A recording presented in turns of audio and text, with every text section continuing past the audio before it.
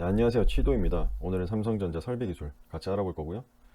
앞으로 취준생분들이 궁금해할 만한 거, 공기업, 대기업 가리지 않고 영상 찍어서 올리도록 하겠습니다. 네, 우선 첫 번째로 전공, 서류 가산점, 서류 컷, 팁에 대해서 한번 알아보겠습니다. 전공 같은 경우는 각종 공대랑 자연계까지 지원할 수 있고, 현역에서는 아무래도 가장 인원수가 많기도 한 기계과랑 전전과가 가장 많습니다. 특히 기계과 같은 경우는 취업문이 좀 줄어들면서 설비 기술에 굉장히 많이 몰리고 있는데, 기계과 같은 경우 반도체에 대한 공부를 할 기회가 많이 없기 때문에 면접까지 가게 되면 면접관님들 성향에 따라 다르겠지만 거의 항상 이 질문이 들어옵니다. 반도체 공부를 해본 적이 있냐? 어디서 배웠냐? 왜 관심을 갖게 됐냐? 거기에 대해서 준비를 하는 게 굉장히 중요합니다. 없으면 만들어내기라도 해야 되고 거짓말이라도 쳐야 된다고 저는 생각합니다. 네, 다음으로 서류 가산점에 대해 좀 궁금해하시는 분들이 계시던데 많이들 알고 계시죠 이거? 네, 중국어랑 한자 그리고 공학 인증 제도가 있습니다. 저 같은 경우는 예전에 HSK랑 한자 2급으로 가산점을 받아서 면접도 몇 번 갔었는데 이게 그렇게 중요한지는 저는 잘 모르겠습니다. 만약에 본인이 삼성에 너무 가고 싶어서 이 자격증들을 하나라도 준비하겠다 그러는 것보다는 저는 뒷샷을 더 열심히 파는 것을 추천드리고, 이 중에 그나마 쉽게 딸 수 있는 게 뭐냐 하나만 정해달라고 한다면 제 생각에는 오픽 중국어가 가장 그나마 따기 쉽지 않을까 생각합니다. 하지만 이것도 최소한 몇 달 걸리기 때문에 이걸 준비하는 것보다 뒷샷을 더 열심히 준비하는 게 맞지 않나 생각합니다. 서류, 네, 그리고 서류 컷 같은 경우에는 2019년이랑 2020년이 좀 많이 달라진 것 같습니다. 2018년부터 19년까지는 거의 조금 우스갯소리로 10대 1 가까이 된다 이런 소리가 돌았습니다. 삼성전자는 쓰면 붙는다. 하지만 G샷으로 넘어가면 G샷에서 한 3대 1까지 거른다. 이런 식의 룰이 있었는데 올해 상반기는 넣어보신 분들은 알겠지만 서류에서 굉장히 많이 걸렸습니다. 거의 5대 1에서 4대 1로 서류를 거르고 그 다음에 G샷으로 거의 거르지 않았습니다. 거의 다 면접을 가게 돼서 약 3대 1 정도가 되지 않았나 싶습니다. 그래서 예전에는 서류를 넣으면 거의 다 합격했다면 지금은 서류 컷이 굉장히 높아졌다. 그러니까 준비할 게 더 많아졌고 자소서도 좀 더 알차게 쓸 필요가 있다. 이 정도 결론이 나오고 있습니다.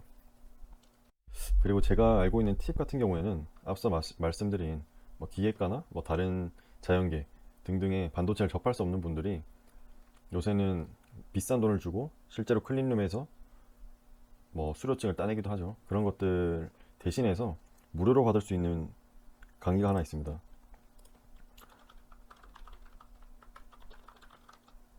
한국기술대학교 온라인 평생교육원이라는 것인데 여기 들어가서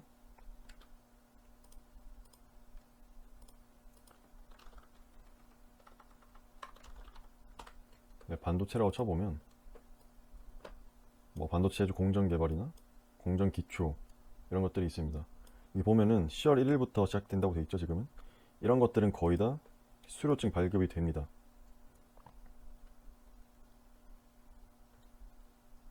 네, 여기 있죠. 수료증 발급. 이게 별거 아닌 것 같아도 서류에 한마디 더 쓸 수 있고 면접에서 이런 것도 공부해봤다 이렇게 말할 수 있는 조금은 가산이 되지 않는, 조금은 플러스가 되지 않을까 해서 제 나름 팁이라고 생각하고 알려드리겠습니다. 네, 그리고 반도체 DS 부서에서 보면 반도체 연구소랑 파운드리 메모리가 있는데 설비기술이 각각 무슨 일을 하냐고 하면 반도체 연구소만 조금 다릅니다. 반도체 연구소 같은 경우에는 아무래도 연구 설비를 다루는 거고 파운드리랑 메모리는 거의 같은 일을 한다고 보면 됩니다. 하지만 파운드리 같은 경우는 조금 더 다양한 설비들을 다룬다. 이 정도로 설명드릴 수 있습니다. 네, 그리고 위치도 많이 차이가 나죠. 반영 같은 경우는 화성, 메모리는 화성과 평택이라고 되어 있는데 그냥 평택이라고 보시면 됩니다. 거의 다 평택으로 가고 파운드리는 기흥, 화성, 평택 이렇게 갈 수 있고, 네, 그리고 추가로 제가 만약에 메모리를 지원했다고 해서 무조건 메모리만 간다는 보장이 있는 것은 아니고 실제로 19년도 상반기 같은 경우에는 메모리에 지원한 인원이 너무 많았고 반도체 연구소에 지원한 인원이 미달이 나가지고 메모리 인원을 반년으로 보낸 것으로 알고 있습니다. 네, 그리고 세 번째로 면접 후기인데 이거는 제 주변 지인들의 정보뿐만 아니라 제가 실제로 갔다 와봤기 때문에 좀 더 사실적으로 얘기해 드릴 수 있을 것 같습니다. 19년도 같은 경우는 인성, 전공, 창의성 면접이 있었고 20년에는 인성과 전공 면접밖에 없었습니다. 아시겠지만 인성에서는 임원 3분 들어오시고 전공은 19년도에는 한 4명에서 5분이 있었습니다. 창의성에도 3분 정도. 20년도 인성은 임원 3분 그대로였고 전공에서도 3분 들어오셨습니다. 네, 그리고 이건 거의 면접 국룰이라고 할 수 있는데 인성 3분은 한 분은 거의 관망하시고 한 분은 거의 공격수입니다. 이분이 겁나 공격하시고 마지막 한 분은 격려해 주십니다. 거의 잘했다 뭐 이렇게 해주시는 분이 계시고 이 공격수 분의 질문에 잘 대답하는 것이 가장 중요합니다. 사실상 근데 면접이라는 게 정말 한치 앞을 모릅니다. 면바면이라는 말이 괜히 나온 게 아니라 20년도 상반기 이번에도 전공 면접을 들어갔는데 거의 인성 면접이 진행된 경우도 있었고 뭐 정말 이상한 질문하는 경우도 있다고 들었습니다. 그래도 혹시 모르니까 19년도에 있었던 전공 면접에 대해서 조금 설명해 드리겠습니다. 19년도에 제가 갔을 때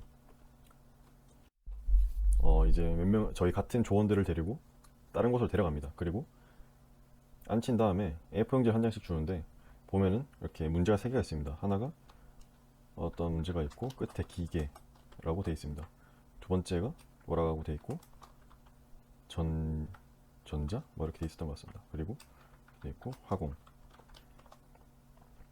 여기서 이제 하나를 고르는 겁니다. 하나를 고르면 그 면접 도우미 하시는 분이 제가 만약에 기계를 골랐으면은 이 A4용지를 회수해 간 다음에 새로운 A4용지를 줍니다. 거기에는 이제 반도체랑 기계랑 관련된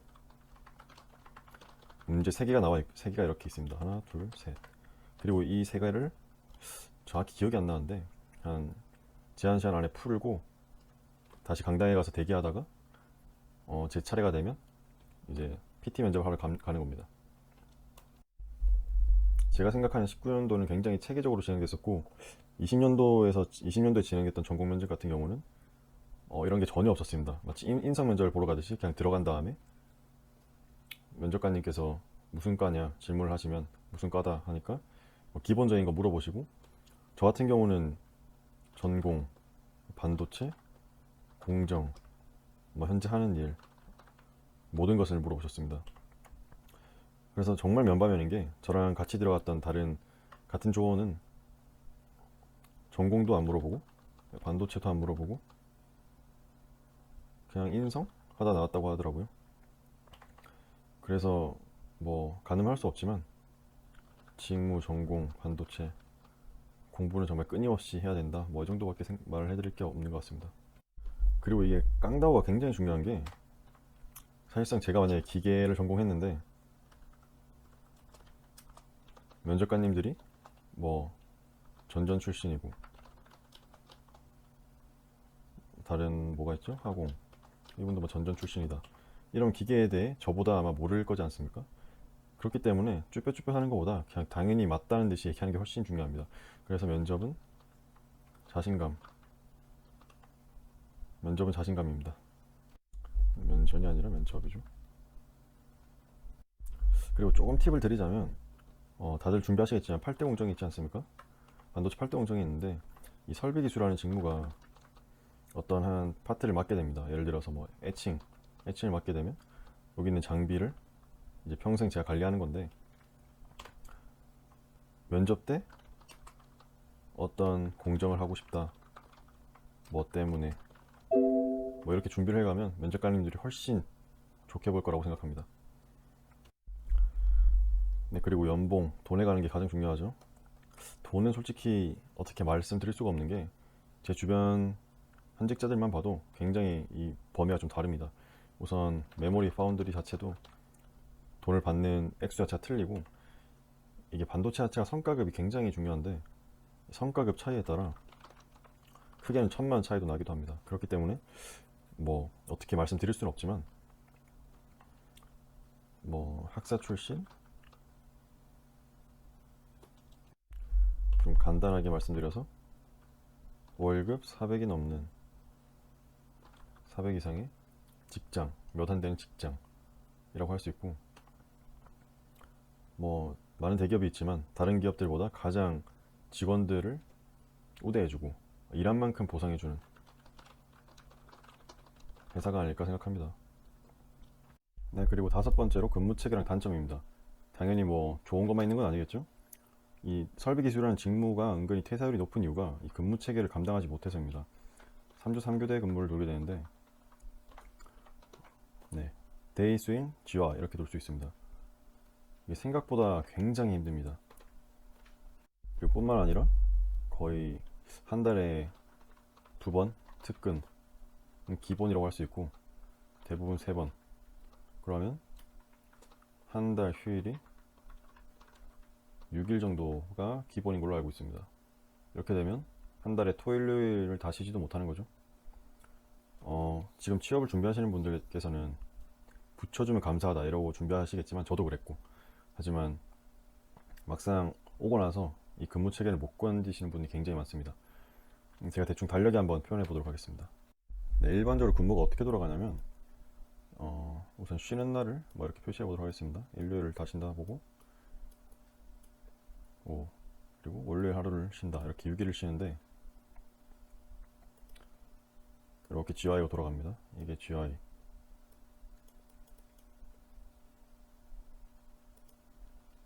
그리고 뭐 이렇게 스윙, SW.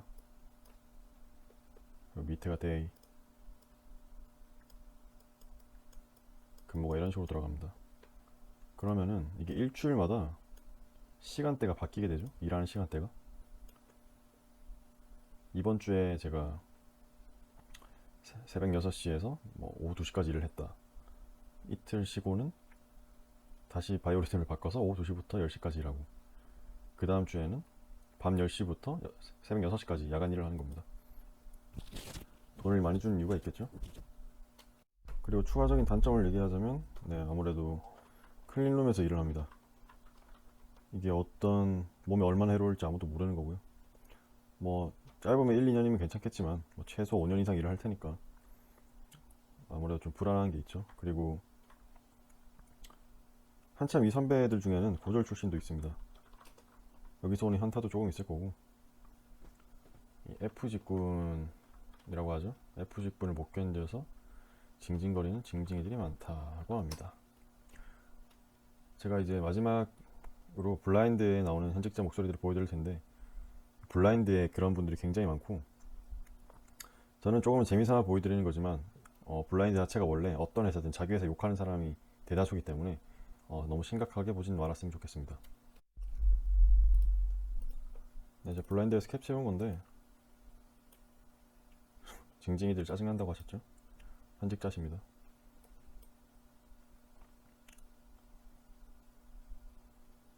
자괴감이 든다. 이 직군 바꾸는 방법 없냐? 아무래도 이분은 굉장히 열심히 회사 생활을 하고 있는데 자기 회사 욕하고 자기 직무 욕하는 사람들이 많으니까 현타가 좀 오신 것 같습니다. 그리고 댓글인데, 이분도 설비기술인 것 같죠? 그리고 삼성전자에서 인식이나 처우가 그렇게 좋지 않으니까 그러는 거 아니냐라고 말하고 있습니다. 이 부분이 굉장히 중요한 내용 같습니다.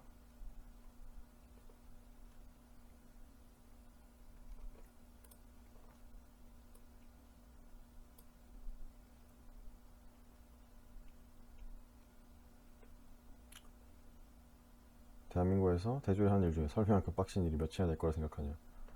지금 설비 기술을 준비하시는 분들은 아무래도 알고 가는 게 좋겠죠, 이런 게. 하지만 특이하게도 다른 회사분들은 어떻게든 이 설비 기술을 가고 싶어 합니다.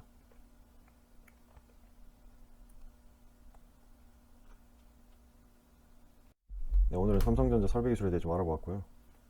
궁금하거나 좀 더 알고 싶은 거 있으면 댓글 달아주시면 제가 보충해 놓도록 하겠습니다.